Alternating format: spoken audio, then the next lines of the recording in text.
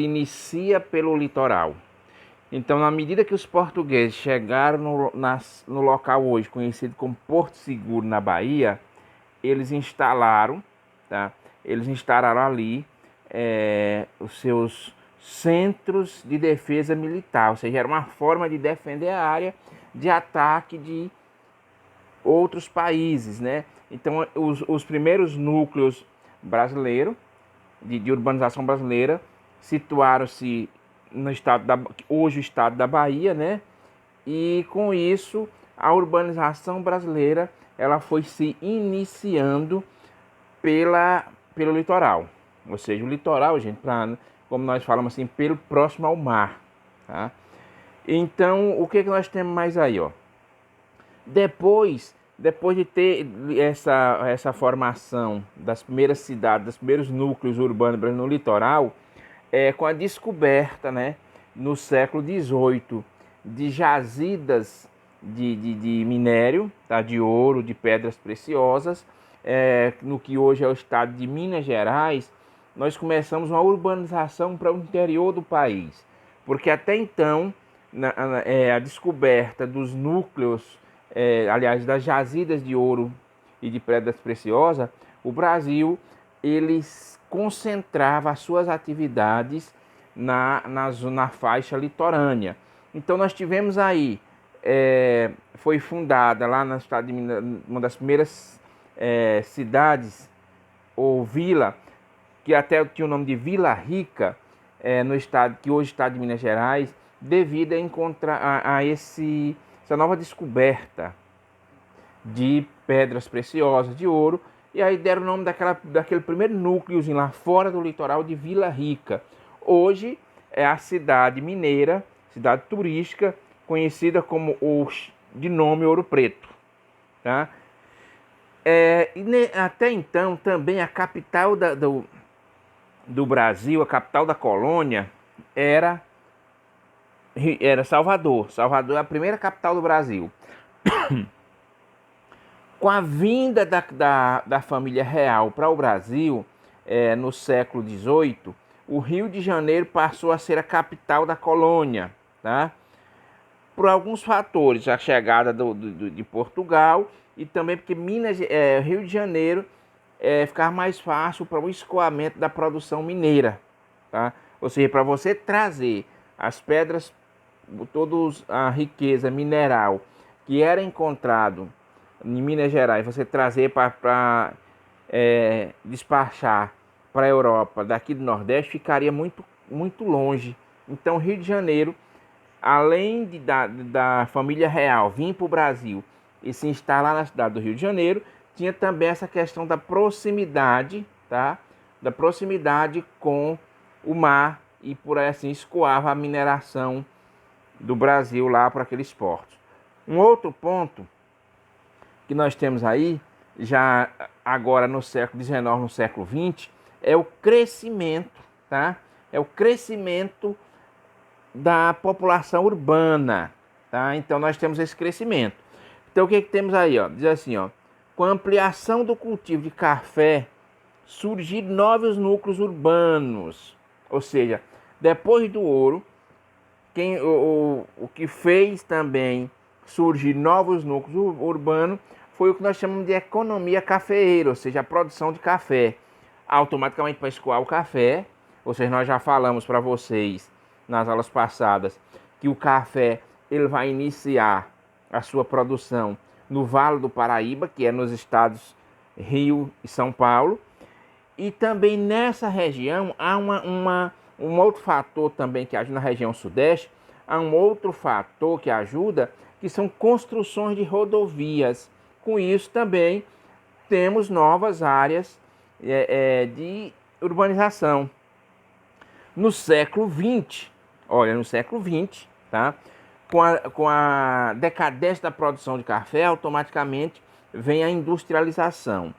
E com a industrialização, aumenta ainda mais o processo de urbanização da população brasileira.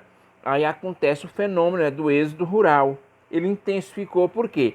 Com a decadência do café, com a substituição das exportações, faz que as pessoas saiam do campo para a cidade para trabalhar na indústria.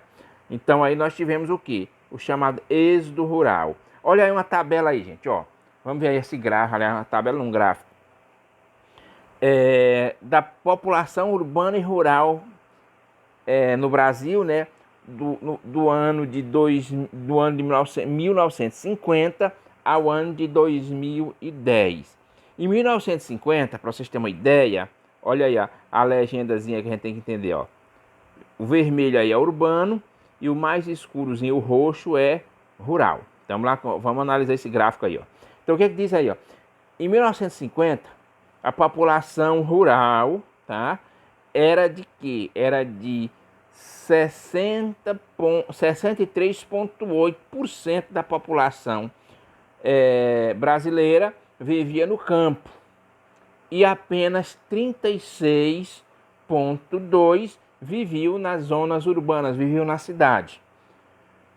Aí o que acontece? Você vê aí que há em todo período, tá? Há uma crescente da população urbana, o que nós chamamos de êxodo rural, e há automaticamente, lógico, né? Há uma diminuição na população que vive na zona rural, vive no campo. Então há uma inversão aí nesses 60 anos, tá? Porque de 1950 a 2010 dá exatamente 60 anos. Então nós temos o quê? Em 2010, nós temos uma população brasileira vivendo na cidade, um percentual de 84,4% pessoas hoje que vivem na zona urbana e apenas 15,6% que vive na zona rural. O que isso significa, gente? Percentual é de um grupo de 100 pessoas. Significa dizer que de cada 100 brasileiros, 84,4% vive na cidade. E apenas de cada 100 brasileiros, 15,6% vive no campo. Então vocês veem que há um deslocamento, ou êxodo rural bastante intensificado aí nesses 60 anos. Com essa aceleração do crescimento, com esse grande crescimento da cidade, tem também os problemas, tá? Os problemas urbanos. As cidades brasileiras não foram planejadas. Aí nós temos um problema de planejamento. Com esses problemas de planejamento, onde tem pouca infraestrutura e baixa oferta de emprego, de serviço, ocasiona o quê? Uma série de problemas na cidade brasileira, tá? Aí nós temos aí uma foto, aí vocês veem, a foto é de um deslizamento. O que é deslizamento, gente? Na região sudeste, por exemplo, essa foto aí é de Mairaporã, em São Paulo, é uma cidade de São Paulo, onde há um deslizamento, onde as pessoas, por não ter uma infraestrutura na cidade, as pessoas constroem suas casas em locais que não é apropriado. E quando chove, o que é esse deslizamento? Você imagine um morro, tá lá na região sudeste, ele de repente tira as árvores, começa a chover, e aquele morro simplesmente ele desliza parte daquela terra, da matéria da terra, das rochas, né? Soterrando casas e matando pessoas e causando muito prejuízo. Isso por quê? Por falta do planejamento, crescimento desordenado da cidade. Aí nós temos o quê? A moradia. Há uma falta muito grande, ou seja, não é suficiente as moradias no Brasil para a sua população. Aí as pessoas vivem onde? Naqueles locais mais onde as pessoas que têm uma condição financeira maior não quer. Vai ver que próximo a rios, quando enche o rio, quando dá uma enchente, eles perdem tudo, perdem casa, morre gente afogada, morre de doença. Próximo a córregos, encosta de morro, e essa encosta de morro é onde há lá vocês veem que é um morro, né? Onde há o deslizamento de terra, né? Aí, então tem todos esses problemas da moradia. Uma outra questão, desemprego. Há um grande número no Brasil agora, até mesmo antes dessa pandemia, já havia uma grande quantidade de pessoas desempregadas. Então é outro problema. Falta e geralmente, como as pessoas não têm muita estrutura, as pessoas não estudam e automaticamente não se prepara para o mercado de trabalho, tá? Não se prepara para o mercado de trabalho.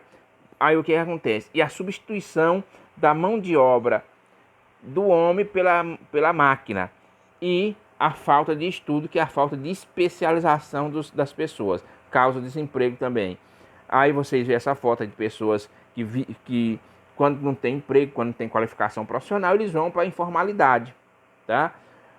Violência. Se a pessoa não tem emprego, se a pessoa não tem estudo, se a pessoa não tem a condição de ter uma vida digna, automaticamente eles vão ser mais, digamos assim, que mais é mais fácil, né?